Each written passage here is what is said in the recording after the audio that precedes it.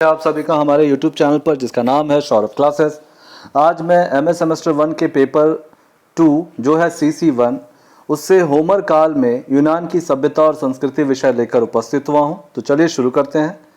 यूनान के इतिहास में होमर युग काफ़ी महत्वपूर्ण है।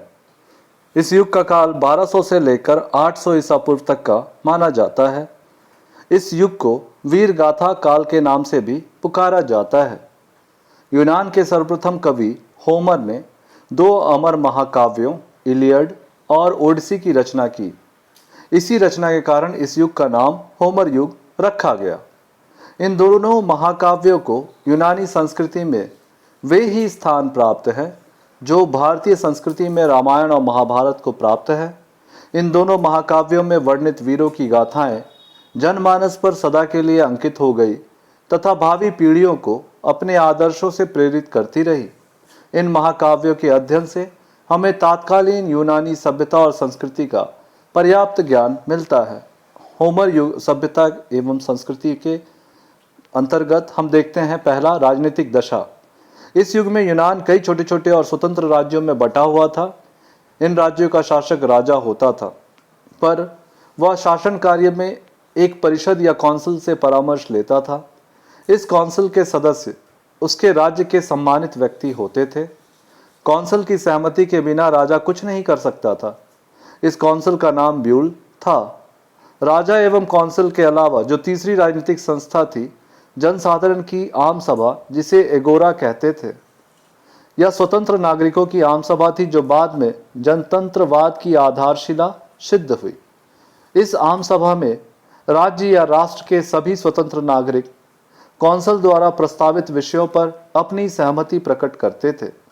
जनता की इस सभा को केवल सहमति देने के अलावा किसी प्रकार का वाद विवाद नहीं कर सकती थी। राजा कौंसल तथा एगोरा के द्वारा शासन कार्यों को संचालित करते थे। राजा अपनी प्रजा का प्रमुख पुरोहित, सर्वोच्च न्यायाधीश एवं प्रधान सेनापति भी होता था। राजा को प्रजा से देवतुल्य सम्मान प्राप्त होता था। सार्वजनिक भोज में उसे मुख्य अतिथि की सम्मानित जगह मिलती थी। युद्ध के लूट की सबसे अच्छी वस्तु उसे प्राप्त होती थी। प्रत्येक राजा अपने सहायकों अथवा साथियों से घिरा रहता था। ये सहायक राजा के साथ उसके महल में भी रहते थे और ये लोग उच्च राजकीय पदों का भार संभालते थे। दूसरा, सामाजिक दशा। सामाजिक व्यवस्था की आधारशिला पारिवारिक व्यवस्था थी। परिवारों के समूह से ही समाज का निर्माण होता था। तत्कालीन समाज की राजनीतिक शक्ति भी परिवार में निहित थी। इस काल में यूनानी गांवों में रहते थे जो कई परिवारों का समूह होता था। परिवार का प्रमुख सदस्य परिवार के सभी सदस्यों पर नियंत्रण रखता था तथा सभी सदस्य सहर्ष उसकी आज्ञा का पालन करते थे। उस समय भूमि का स्वामी व्यक्ति नहीं वरन पूरा परिवार होता था। किसी नए प्रदेश को विजित करने के बाद राजा भूमि का विभाजन परिवारों के बीच कर देता था। तात्कालीन धार्मिक विश्वासों के अनुसार मृत व्यक्तियों को जिस स्थल पर दफनाया जाता था वह भूमि सदा के लिए उन्हीं की हो जाती थी। इस कारण उस स्थान का श्रद्धापूर्वक देखभाल करना मृत व्यक्ति के वंशजों का परम कर्तव्य माना जाता था। कई परिवारों के समूह को सिरादरी कहा जाता था। एक सिरादरी के लोग एक प्रकार के धार्मिक अनुष्ठानों को संपन्न करते थे। ये धार्मिक अनुष्ठान किसी भावनात्मक एकता के प्रतीक थे। इनकी भावनात्मक एकता के प्रतीक थे। कई गांवों के समूह को ट्राइब कहा जाता था। समाज 4 भागों में विभक्त था। सबसे सम्मानित कुलीन वर्ग था। कुलीन के बाद खेतिहर थे। तीसरा वर्ग स्वतंत्र श्रमिकों और चौथा वर्ग जो न्यूनतम वर्ग था दास कहलाता था। ये युद्धबंदी होते थे अथवा समुद्री लुटेरे से खरीदे जाते थे। यूनानी लोग भोजन में अन्न, मछली एवं सब्जियों का प्रयोग करते थे। मदिरा पान धनी व्यक्ति द्वारा किया जाता था। होमरकालीन समाज में स्त्रियों की दशा अच्छी थी।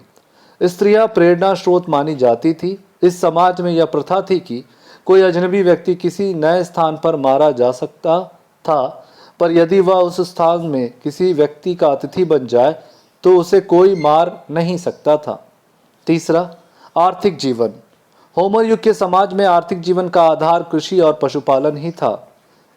यहाँ की मुख्य पैदावार गेहूं, जौ, बाजरा आदि थी। संपत्ति का मूल्यांकन पशुओं की संख्या से होता था। इस तरह से यह सभ्यता भारतीय ऋग्वैदिक कालीन सभ्यता से मिलती है। वस्त्र निर्माण यहाँ का प्रमुख उद्योग था। इस काल के लोग आर्थिक दृष्टि से समृद्ध थे। चौथा, धर्म एवं दर्शन। होमर युग में मनुष्य सांसारिक, आशावादी, भौतिकवादी और उपयोगितावादी थे। लोग अपना जीवन आनंद पूर्वक जीना चाहते थे। नैतिकता की ओर ध्यान देकर यथार्थवादी दृष्टिकोण को अपनाया गया था।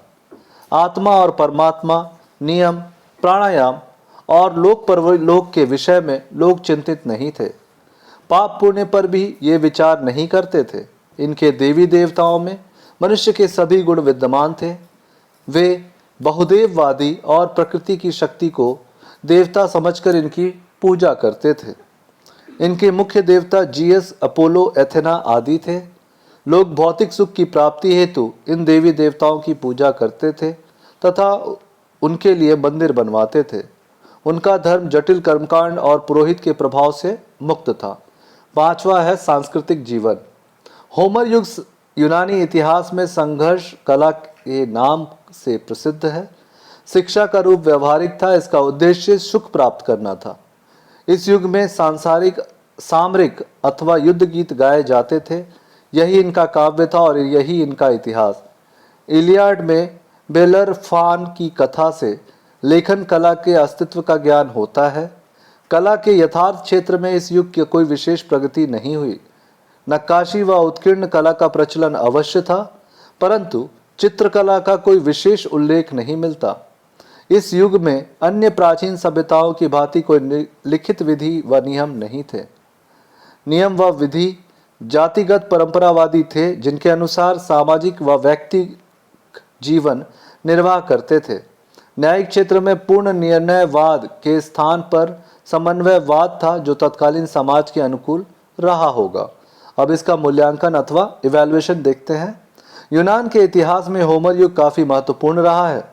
इस युग में साहित्य एवं ऐतिहासिक दोनों क्षेत्र में कई उपलब्धियां हासिल की। जहां एक और होमर ने इलियड और ओडिसी की रचना कर इस युग के साहित्य को उन्नति प्रदान की, वहीं दूसरी ओर इनकी राजनीतिक, सामाजिक, आर्थिक, धार्मिक एवं सांस्कृतिक उपलब्धियां भी काफी महत्वपूर्ण थी।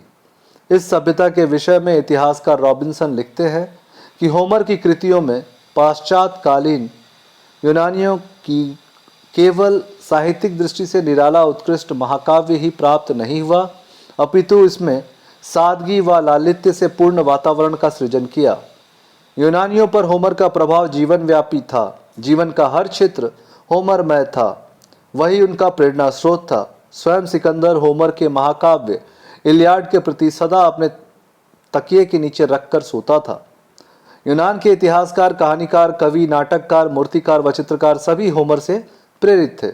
इस प्रकार इतिहासकार रॉबिन्सन द्वारा प्रस्तुत तथ्यों के विश्लेषण एवं होमर युग की सभ्यता एवं संस्कृति के निरीक्षण से यह स्पष्ट परिलक्षित होता है कि होमर सभ्यता एवं संस्कृति यूनान के इतिहास में काफी महत्वपूर्ण स्थान रखती है तथा इसका व्यापक प्रभाव संपूर्ण विश्व पर भी पड़ा।